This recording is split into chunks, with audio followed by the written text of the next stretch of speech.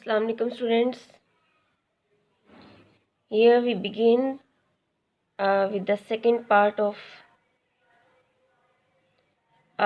Thales.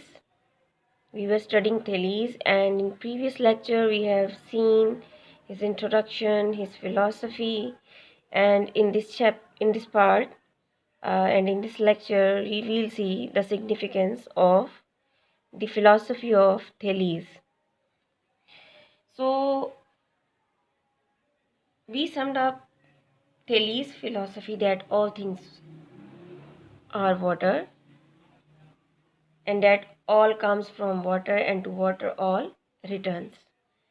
So now the question come in our mind that this is, or Thales' water philosophy is an underdeveloped or undeveloped idea. It's a crude idea. So why should we have given him the title of the founder and the father of philosophy? And why did we actually say that the philosophy begins particularly here with Thales' philosophy?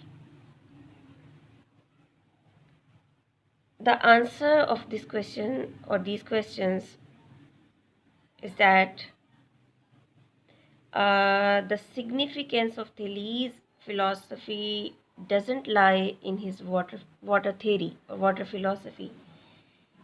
Thales is not important just because he gave us the idea that the first principle of the world was water. But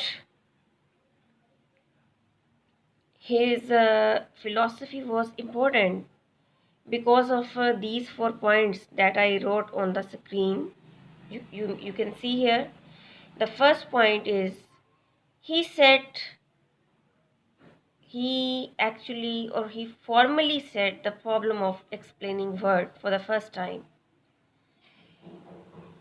Although in mythological era there were explanation of words or word, but those explanations were not formal, those were informal explanations.